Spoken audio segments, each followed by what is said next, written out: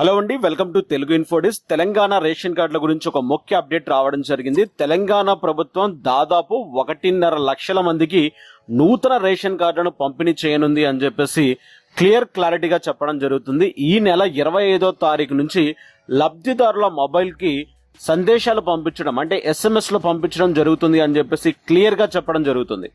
వచ్చే నెల నుంచి సన్న బియ్యం పంపిణీ చేస్తామని చెప్పేసి కూడా చెప్పడం జరుగుతుంది అనమాట గవర్నమెంట్. ఇక గ్రామ సభల ద్వారా అర్హులైన వారిని ఎంపిక చేస్తామని చెప్పేసి కూడా చెప్పడం జరుగుతుంది. కొత్త రేషన్ కార్డులలో రాష్ట్రంలోని రేషన్ లబ్ధిదారుల సంఖ్య 3 కోట్లకు చేరుతుంది అని చెప్పేసి చెప్పడం జరుగుతుంది. ఇక ఈ చర్య ఆహార భద్రత పటిష్టం చేసి పేదల జీవన ప్రమాణాలను మెరుగుపరుస్తుంది అని చెప్పేసి చెప్పడం జరుగుతుంది. ఇక దాంతో పాటు రేషన్ కార్డులకు అప్లై చేసుకునే పద్ధతి అనేది నిరంతరం కొనసాగించే ప్రక్రియ. ఎక్కడ ఆగదండి, ఇది ఎక్కడ లాస్ట్ డేట్ అంటూ ఏమీ ఉండదు. మీకు రేషన్ కార్డు కావాలంటే ఈ రోజు కూడా మీరు వెళ్ళి మీ సేవలో అప్లై చేసుకోవచ్చు అనమాట. దీనికి ఎటువంటి డెడ్ లైన్స్ లాంటివి లేవు. ఇక మీరు గుర్తుపెట్టుకోవాల్సిన విషయం ఏంటిది అంటే 25వ తారీఖు నుంచి అప్లై చేసుకున్న వారు ప్రతి ఒక్కరూ మీ మొబైల్ ఫోన్లను చూసుకున్నట్లయితే SMS రావడం జరుగుతుందన్నమాట. వచ్చిన వారికి మాత్రమే కార్డు వచ్చిన వారు అని చెప్పి అర్హులుగా గుర్తించడం జరుగుతుందన్నమాట ఈ అప్డేట్ ద్వారా.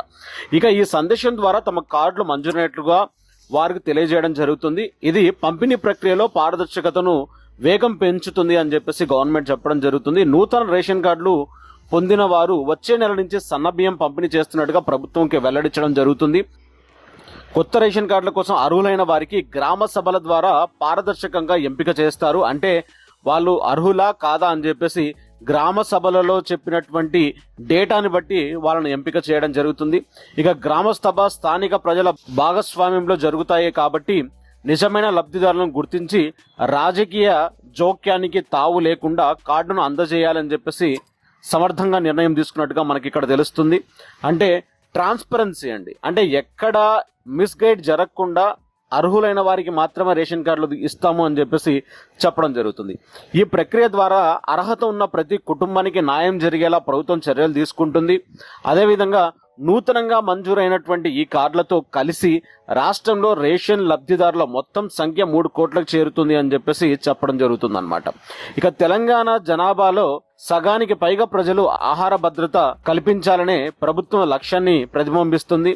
వీరికి నెలకు 1.89 లక్షల టన్నుల మెట్రిక్ టన్నుల బియ్యం అవసరం అని చెప్పేసి ప్రభుత్వం భావిస్తుంది.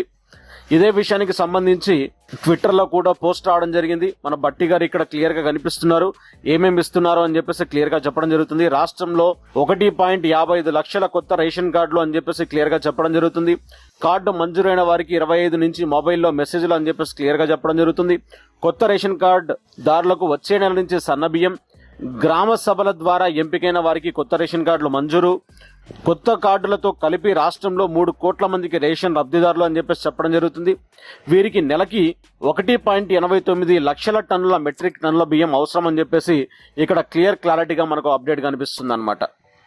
సో మొత్తానికి ఇది అప్డేట్. మనకి ఏంటిదంటే ఇక్కడ మనకు క్లారిటీగా తెలవాల్సింది, అప్లై చేసుకున్న ప్రతి ఒక్కరికి 25వ తారీఖు నుంచి మెసేజ్లు రాబోతున్నాయి, రేషన్ కార్డు రాబోతుంది. వచ్చిన వారు వచ్చే నెల నుంచి జూన్ నుంచి సన్న బియ్యం తీసుకురావడానికి అర్హులు అని చెప్పేసి మనకి అప్డేట్ ద్వారా తెలుస్తుంది.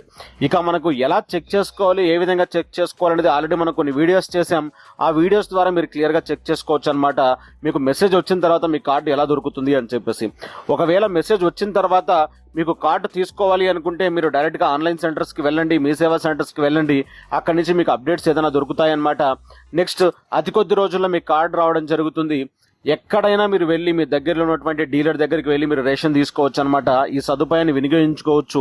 దాంతోపాటు సన్న బియ్యం కూడా మీకు గవర్నమెంట్ ప్రొవైడ్ చేయడం జరుగుతుంది. ఈ సన్న బియ్యం ద్వారా చాలా మందికి మేలు జరుగుతుందని చెప్పేసి కూడా మనకి అప్డేట్ ద్వారా తెలుస్తుంది. మొత్తానికి ఇది అప్డేట్. ఈ అప్డేట్ నచ్చినట్లయితే లైక్ చేయండి, వీడియోకి సబ్స్క్రైబ్ చేయని వాళ్ళంటే సబ్స్క్రైబ్ చేయండి. ధన్యవాదాలు.